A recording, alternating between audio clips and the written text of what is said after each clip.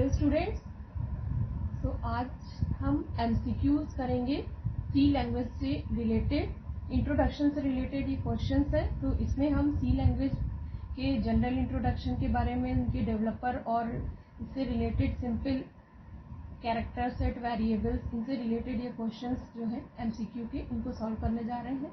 तो हमारा first question है, who developed C language. It means कि जो सी लैंग्वेज है उसको किसने डेवलप किया।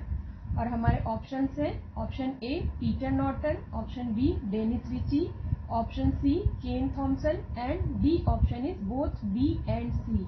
सो इंट्रोडक्शन के पार्ट में आपने ये पढ़ा हुआ है कि डेनिस रिची और केन थॉमसन ने मिल करके ही सी लैंग्वेज डेवलप की है। तो इसके अकॉर्डिंग हमारा आंसर डी जो है वो करेक्ट आंसर है, जिसमें केन थॉमसन और डेनिस रिची ने AT&T बेल लैब USA में सी लैंग्वेज डेवलप की।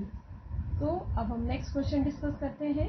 सी language is a and options are low level language, high level language, middle level language and none. तो आप सबको पता है कि सी एक ऐसी लैंग्वेज है जिसमें लो लेवल लैंग्वेजेस और हाई लेवल लैंग्वेजेस के कैरेक्टरिस्टिक फीचर्स हैं, जिसके कारण ये लैंग्वेज ऑपरेटिंग सिस्टम डेवलप करने के लिए डिजाइन की गई थी। इसलिए हम इसको मिडिल लेवल लैंग्वेज भी कहते हैं। तो इसके अकॉर्डिंग हमारा ऑप्शन सी जो है सही है, क्योंकि लो लेवल लैंग्वेज में मशीन लेवल पे कैसे प्रोग्रामिंग करनी है और हाई लेवल लैंग्वेजेस के जो कैरेक्टरिस्टिक फीचर्स हैं, इन दोनों के ही फीचर्स सी लैंग्वेज में मिलते हैं हमें, जिसके कारण हम इसे एक मिडिल लेवल लैंग्वेज कहते हैं। तो अब नेक्स्ट क्वेश्चन देखते हैं, क्वेश्चन नंबर 3। क्वेश्चन नंबर 3 जो है हमारा,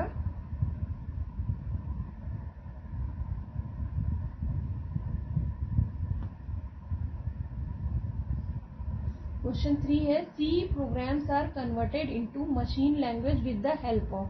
तो आप सब जानते हैं कि जब भी हम कोई भी प्रोग्राम लिखते हैं, उस प्रोग्राम का एक जो ओरिजिनल प्रोग्राम है that is called source program, और आफ्टर मशीन लैंग्वेज में यानी कम्प्लीटली वो चेंज होने के बाद क्या बन जाता है, एक ऑब्जेक्ट प्रोग्राम बन जाता है। तो सी लैंग्वेज का जो भी प्रोग्राम हमने लिखा है उसको कम्प्लीटली मशीन लैंग्वेज में हम किसकी हेल्प से कन्वर्ट करते हैं। तो हमारे ऑप्शंस हैं, option A is compiler, option B is interpreter, option C is operating system and option D is assembler.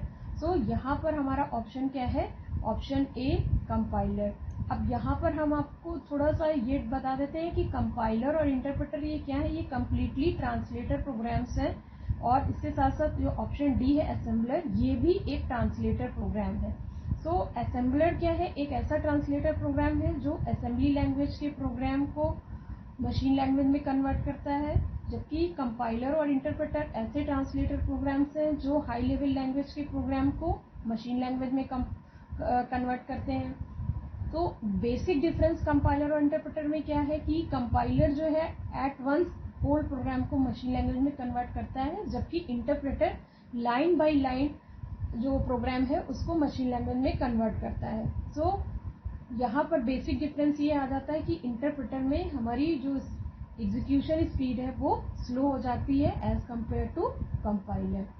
So next question देखते हैं। हमारा नेक्स्ट क्वेश्चन है, the maximum length of a C language variable is. So C language में हमने जब programme design किया तो उसमें हमें बहुत सारे वेरिएबल कॉन्स्टेंट्स चाहिए होते हैं, ऑपरेटर्स चाहिए होते हैं, जिससे हम एक सिंपल एक्सप्रेशन लिख सकें। तो यहाँ पर पूछा गया है कि क्वेश्चन में कि मैक्सिमम लेंथ सी लैंग्वेज में क्या है एक वेरिएबल अगर हम डिक्लेयर कर रहे हैं। तो ऑप्शंस है 5 character, 3 character, 8 character and 40 character. तो आप सबको पता है कि इसकी मैक्सिमम लेंथ कितनी होती है, 8 कैरेक्टर। नेक्स्ट क्वेश्चन देख रहे हैं, a variable in C can start with. अब सी लैंग्वेज में हमने अगर एक वेरिएबल डिक्लेयर करना है तो हमें क्या चीजें ध्यान में रखनी है, इसके लिए ये क्वेश्चन है। तो ऑप्शन ए है, a number, an alphabet, any special symbol, none. तो किसी भी वेरिएबल का अगर हमें नेम डिक्लेयर करना है तो सबसे पहले हमें ये ध्यान रखना है कि हम उसे किसी भी स्पेशल कैरेक्टर से स्टार्ट नहीं करेंगे, ना ही हम उसे किसी नंबर से स्टार्ट करेंगे, it always start with an alphabet. So एक कॉमन सी बात है कि हम जब किसी भी वेरिएबल को डिक्लेयर करते हैं या जनरल किसी का नाम भी रखते हैं तो हम हमेशा एक अल्फाबेट से ही स्टार्ट करते हैं। किसी स्पेशल कैरेक्टर जैसे एस्ट्रिक है, परसेंटेज है, डॉलर है, इनसे हम कभी भी नाम स्टार्ट नहीं करते हैं और ना ही किसी नंबर से नाम स्टार्ट करते हैं। तो वेरिएबल का भी नाम हम जब डिक्लेयर करेंगे तो वो हमेशा एक अल्फाबेट से ही स्टार्ट होगा। और हमारा नेक्स्ट क्वेश्चन है कि अब अगर हमने, जैसे कि आपको मैंने पढ़ाया हुआ है कि हमारा जो वेरिएबल है, हमने वेरिएबल को डिक्लेयर किया है टाइप उसका, तो टाइप के अकॉर्डिंग ही वेरिएबल जो है अपने अंदर वैल्यूज स्टोर करेगा, यानी मेमोरी एलोकेशन में उसके लिए उतनी ही स्पेस प्रोवाइड की जाएगी। सो अगर हमारा एक वेरिएबल x है जिसको हमने डेटा टाइप इंटीजर दिया हुआ है और एक्सप्रेशन दिया हुआ है x इक्वल 7/2, तो इसमें वैल्यू हमारी क्या आएगी 7/2। इट मीन्स कि ये स्लैश ऑपरेटर क्या बता रहा है, डिवीजन करना है हमें। बट अगर हमारा ये ऑपरेटर फ्लोट है तो हमारी वैल्यू क्या आएगी, और अगर इंटीजर है तो वैल्यू क्या आएगी। सो इंटीजर है, इट मीन्स कि यहाँ पर हमारा कोई भी डेसिमल प्लेस जो है वो इसमें नहीं आएगा। तो इसके अकॉर्डिंग आप आंसर देखिए कि अगर हम 7 को 2 से डिवाइड करते हैं तो हमारे ऑप्शंस क्या आने चाहिए।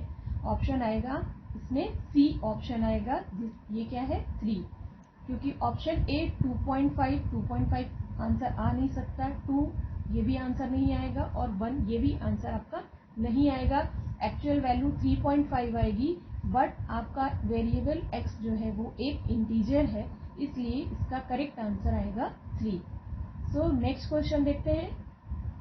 The mod operator returns the dash of a division, यानी आप जब डिवीजन कर रहे हैं और अगर आपने मॉड ऑपरेटर यूज किया है, मॉड ऑपरेटर क्या है, परसेंट साइन है, और इसमें क्या वैल्यू आएगी, तो मॉड ऑपरेटर में हमेशा जो रिमाइंडर होता है वो इसका आंसर होता है। सो आप ऑप्शन ए ही आपका आंसर हो गया, जबकि यहाँ पे जो 4 ऑप्शंस दिए हुए हैं remainder, quotient, sum and none, तो रिमाइंडर ही आंसर है। कोशिएंट आंसर कहाँ पर आएगा, जहाँ पर हम डिवीजन करेंगे। सम जो है वो ऐड करने के बाद आएगा, और नन ऑप्शन आपका यहाँ पे कहीं पे भी फॉलो नहीं हो रहा है। हमारा आंसर क्या होगा, रिमाइंडर। अब नेक्स्ट क्वेश्चन है हमारा question number 8। The expression a equal 6 + 4/2 evaluates in C language is. तो जैसे हम मैथमेटिक्स में बॉडमॉस रूल अप्लाई करते हैं, सेम प्रोसेस यहाँ सी एक्सप्रेशन में भी हम अप्लाई करेंगे। इसके अकॉर्डिंग हमारे यहाँ पे ऑप्शंस क्या दिए हुए हैं। ऑप्शन ए है 8, ऑप्शन बी है 5, ऑप्शन सी है 3 and option D is none. तो इसके अकॉर्डिंग सबसे पहले हम डिवीजन ऑपरेशन करेंगे, यानी 4/2, ये आपका आएगा आंसर 2, और 6 में इसको हम ऐड कर देंगे, तो हमारा आंसर यहाँ पर आ जाएगा 8, that is A option is correct. तो नेक्स्ट क्वेश्चन देखते हैं। नेक्स्ट क्वेश्चन है, a character variable can at a time store a character. तो जो वेरिएबल्स हैं इनको हम जब डिक्लेयर करते हैं उसी के अकॉर्डिंग इनमें कितनी वैल्यूज स्टोर होनी है, ये चीज़ आपको मैंने पढ़ाई हुई है। तो यहाँ पर हमारे ऑप्शंस क्या हैं, 5 character, 1 character, 8 character and 40 character. So एक कैरेक्टर वेरिएबल हमेशा एक ही सिंगल वैल्यू स्टोर करता है, ये आपको मालूम होना चाहिए। तो इसके अकॉर्डिंग हमारा ऑप्शन क्या है सही, बी, क्योंकि कैरेक्टर वेरिएबल एक ही वैल्यू स्टोर करेगा, इंटीजर, फ्लोट सबकी अलग अलग जो मेमोरी एलोकेशन में जो स्पेस है उसी के अकॉर्डिंग इन्हें स्पेस प्रोवाइड किया जाएगा। सो हमारा नेक्स्ट क्वेश्चन है और ये हमारा लास्ट क्वेश्चन है, which symbol is use to assign a value to a variable. तो अगर हमारा वेरिएबल है और हमें उससे कोई वैल्यू असाइन करनी है, सपोज a इक्वल 10 आपको देना है, तो आप इनमें से कौन सा इक्वल ऑपरेटर या कौन सा सिंबल यूज करेंगे। जैसे क्वेश्चन नंबर ऑप्शन ए है डबल इक्वल, ऑप्शन बी है सिंगल इक्वल, ऑप्शन सी है परसेंट और हैश। तो इनमें से आपको पता है कि अगर हमें किसी वैल्यू को असाइन करना है तो हम एक सिंगल इक्वल साइन ही यूज करेंगे, क्योंकि डबल इक्वल जो है ये एक रिलेशनल ऑपरेटर है और इसको हम वैल्यू को इक्वली कंपेयर करने के लिए यूज करते हैं, ना कि वैल्यू को असाइन करने के लिए यूज करते हैं।